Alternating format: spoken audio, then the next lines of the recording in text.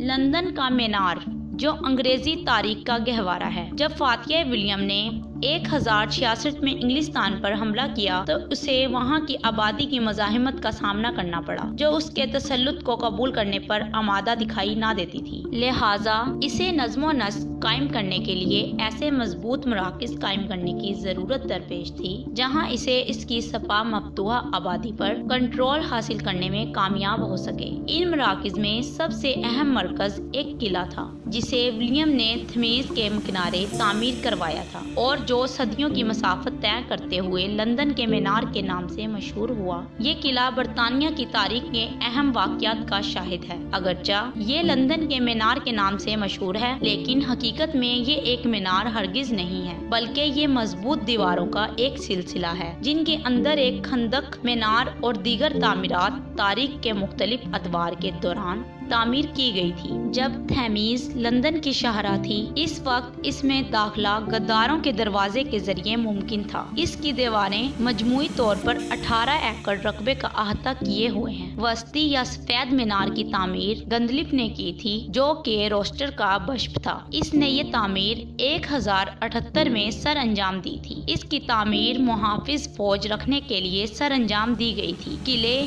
یا شہر کی محافظ فوج رکھنے کے لیے اس کے علاوہ یہ تعمیر اسلحہ خانہ کے طور پر بھی استعمال میں لائی جاتی تھی اور اس میں وہ ملبوسات بھی موجود ہیں جو حفاظتی پوشش وہ ذرا بھی موجود ہیں جو انگریز بادشاہ زیبتن کرتے تھے۔ سفید مینار کی 27.4 میٹر تقریباً 90 فٹ دیواروں کے اندر ایک شاندار گرجا گھر بھی واقع ہے جو سینٹ جان کا گرجا کہلاتا ہے۔ یہ وہ گرجا ہے جہاں پر قیدیوں اور امیروں نے اپنی آخری عبادت سر انجام دی یا اس مقام پر دفن کیے گئے تھے۔ 13ویں اور 14ویں صدی کا دورانیہ قومی ابتری اور انتشار کا دورانیہ تھا۔ اس دور میں پرقوت اور طاقت کے حامل حکومتی خاندان ایک دوسرے کی اتھارٹی کو چیلنج کرتے تھے اور بادشاہ پر اثر انداز ہونے کی جدوجہد میں مصروف رہتے تھے۔ وہ بادشاہ کو متاثر کرنے میں پیش رہتے تھے۔ اس دوران حفاظتی قلعوں کی عمارات کی تعداد میں از حد اضافے دیکھنے میں آیا تھا۔ لندن کے مینار میں اس دور کے دوران کئی ایک میناروں کا اضافہ کیا گیا تھا۔ اس میں وہ خونی مینار بھی شامل تھا جہاں این بولین ہنری کی دوسری بیوی سزائے موت پانے سے بیشتر 1536 میں قید رہی تھی۔ کئی ایک صدیوں کے دوران اس مینار میں کئی ایک اہم شخصیات قید رہی تھی، مثلاً کرانمر، سر واٹر ریلے اور آرک بشپ لاؤڈ وغیرہ وغیرہ۔ اندرونی دیوار کے دیگر مینار بشمول Wakefield Tower, Beauchamp Tower, Thomas de Beauchamp کے نام پر اس کا نام رکھا گیا تھا جسے رچرڈ دوم نے وہاں پر قید رکھا تھا، اور بل ٹاور۔ یہ تمام مینار قید خانوں کے نظریے کے تحت تعمیر کیے گئے تھے۔ بل ٹاور میں کافی مشہور شخصیات قید رہی تھی، مثلاً آرک بشپ فشر، سر تھامس مور، نوجوان شہزادی الزبتھ اور چارلس دوم کا غیر قانونی بیٹا ڈیوک آف مون ماؤتھ وغیرہ۔ 15ویں صدی کے دوران مینار نے یارک اور لانکیسٹر کے درمیان رقابت بھی دیکھی۔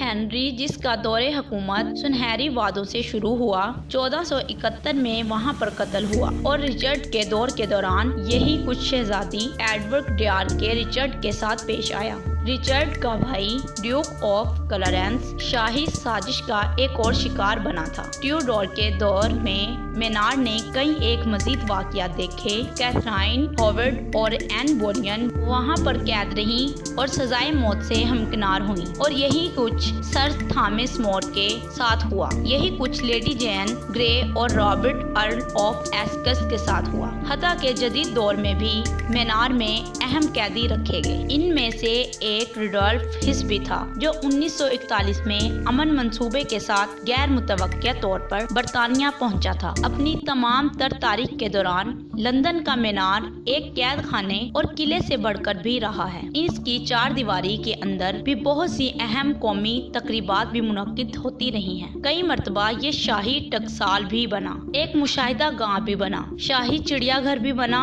اور عوامی ریکارڈ کا حامل بھی بنا۔ اس کے علاوہ یہ شاہی محل بھی بن چکا ہے۔ آج بھی اس میں نوادرات اور قومی اسلحے کا ذخیرہ موجود ہے۔